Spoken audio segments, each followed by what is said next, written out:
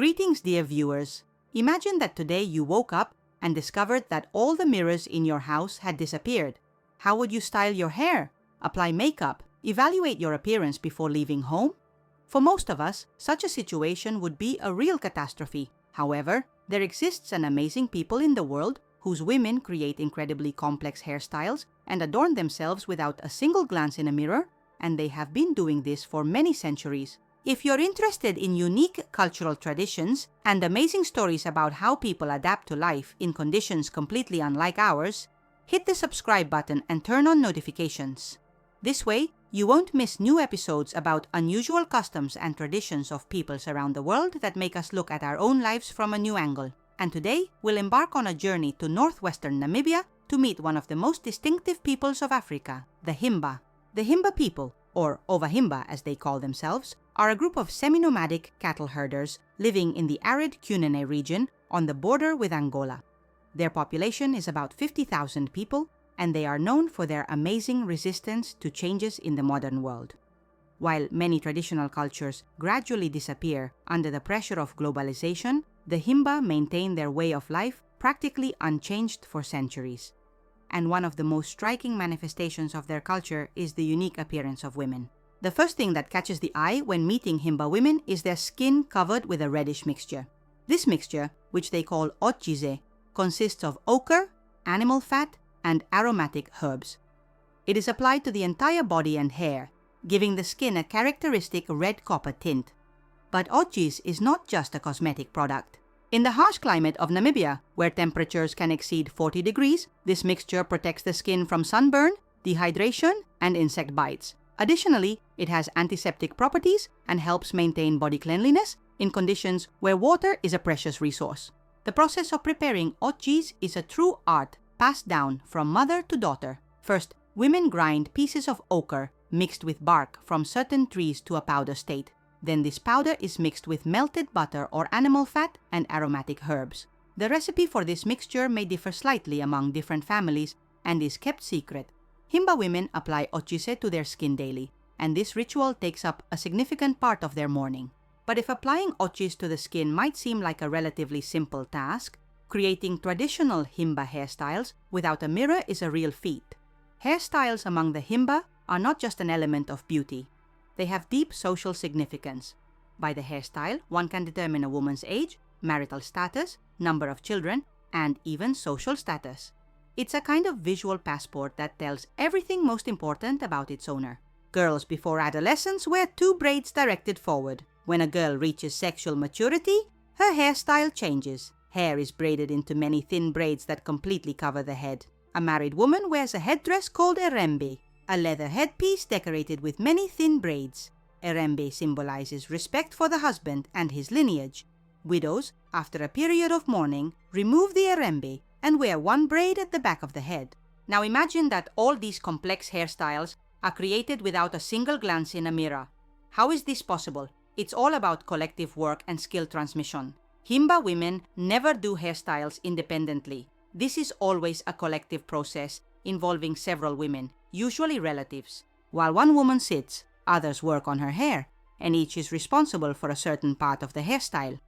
The process can take several hours and is accompanied by conversations, songs, and teaching. Young girls from an early age observe this process and gradually master braiding skills, first on doll hair, then on the hair of younger sisters or friends. Interestingly, Himba women don't use any modern tools to create hairstyles. All necessary actions are performed only by hands and with the help of a few simple devices: wooden sticks for separating strands and sharpened bones for partings.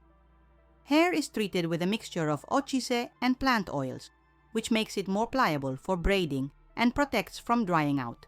It's also amazing that Himba hairstyles are preserved for a long time, from several weeks to several months. Women cover their hair with otjize daily, but redo the hairstyle itself only as needed. To preserve the hairstyle during sleep, special wooden headrests are used that allow keeping the head elevated without damaging the complex construction of braids.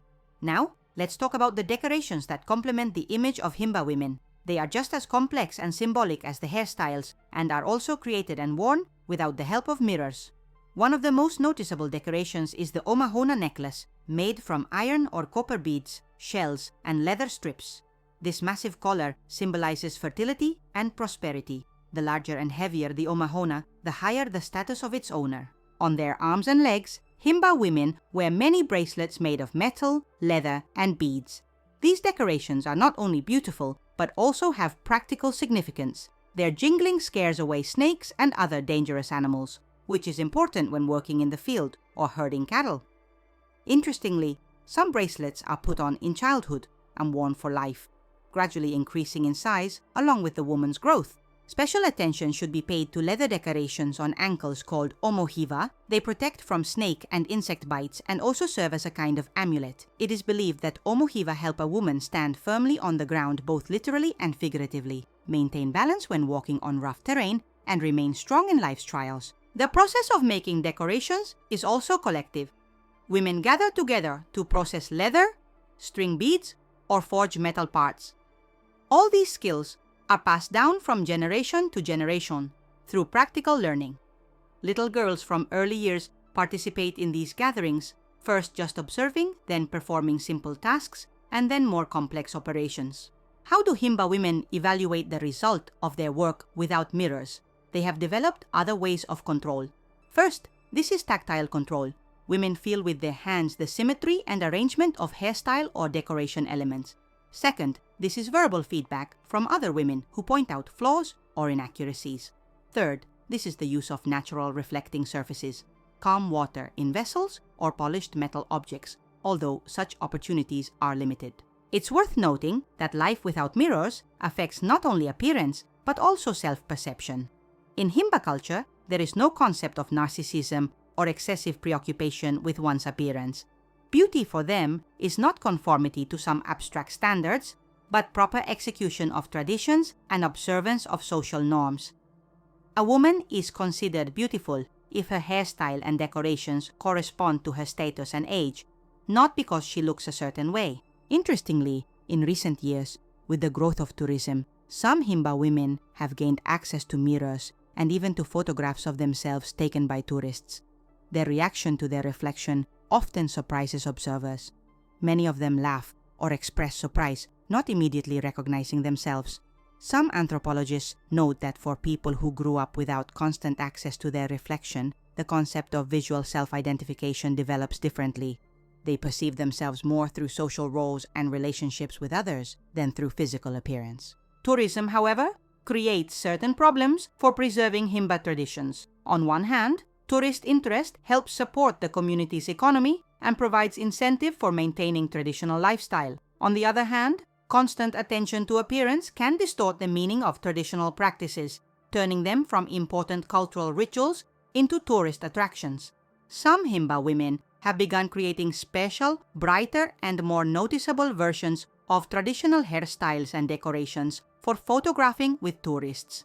These tourist versions differ from those used in daily life and sometimes include elements that have no traditional meaning but are attractive to foreigners. Thus, a kind of double standard is formed, one for internal use in the community, another for presentation to the outside world. It's important to understand that Himba traditions are not just an exotic curiosity. This is a whole system of knowledge and skills that helps preserve cultural identity in a changing world.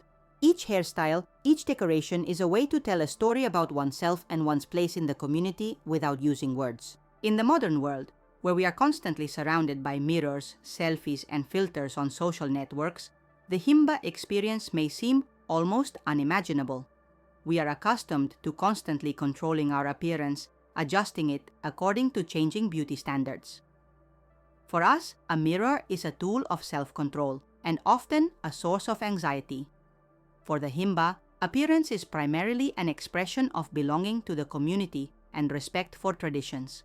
It's interesting to think about how our attitude toward ourselves would change if we, like the Himba, saw our reflection only occasionally or not at all. Perhaps we would become less fixated on minor flaws and value more the body's functionality and its ability to perform necessary tasks. Maybe we would learn to better feel our body from within, rather than evaluating it only from the outside. Himba traditions remind us that beauty can exist without constant self-control in a mirror, that more important may be the process of creation, interaction with other people, and knowledge transmission than the final result captured in reflection. That collective work and mutual aid can be more important than individual perfectionism. Particularly impressive is how Himba women use their limited resources to create beauty. In a region where water is so precious that full bathing is a rare luxury, they found a way to maintain hygiene and look attractive using otjize. In conditions where there is no access to ready-made decorations, they create stunningly beautiful objects from available materials: leather, metal, natural dyes. We cannot fail to mention the spiritual aspect of Himba traditions. Many beauty rituals are connected with ancestor worship and belief in their constant presence in community life. For example, smoke from certain herbs that women use for body fumigation before applying otjize is considered a way of communication with ancestor spirits. And some elements of hairstyles and decorations have direct connection with religious beliefs. It's important to note that despite preserving many traditions, Himba life doesn't remain completely unchanged. The younger generation increasingly faces influence from the outside world through schools, tourism, and migration to cities. Some young women begin experimenting with traditional elements, adding modern materials or slightly changing forms. This is not abandonment of traditions, but rather their natural evolution, confirming the viability of Himba culture. Researchers note the amazing ability of the Himba to adapt their traditions to new conditions without losing their essence. For example, in some families where women work in cities, beauty rituals are transferred to weekends but retain their symbolic meaning and collective character. And in communities where access to modern materials has appeared, traditional decorations may include new elements while maintaining traditional form and meaning. Such flexibility allows hope that the unique Himba traditions will be preserved in the future, even if some of their aspects will change. After all, true cultural sustainability lies not in rigid adherence to unchanging rules, but in the ability to preserve one's essence while adapting to changing conditions. The study of Himba traditions makes us think about more global questions, about the diversity of paths of human development, about the multiplicity of beauty concepts, and about how different cultures find their unique solutions to similar problems. In a world striving for unification, the Himba experience reminds us of the value of cultural diversity and the importance of preserving alternative ways of perceiving and organizing the world. Summing up our journey into a world without mirrors, we can say that Himba traditions are not just an exotic curiosity, but a holistic system of knowledge and practices that helps the community maintain its identity and adapt to difficult living conditions. This is a reminder that human ingenuity and the pursuit of beauty manifest in the most diverse forms, even in the absence of tools and technologies familiar to us. If you enjoyed this immersion into the unique culture of the Himba people, don't forget to like, subscribe to the channel, and turn on notifications. Tell us in the comments, could you live even a week without mirrors, and which aspects of Himba traditions impressed you most? Maybe there are other traditional cultures you'd like to learn about in future episodes. In the near future, we will continue exploring amazing traditions of peoples around the world who find non-standard solutions to everyday tasks and preserve their uniqueness despite globalization. Stay with us, because understanding the diversity of human experience enriches our perception of the world and helps us better understand ourselves. Until next time!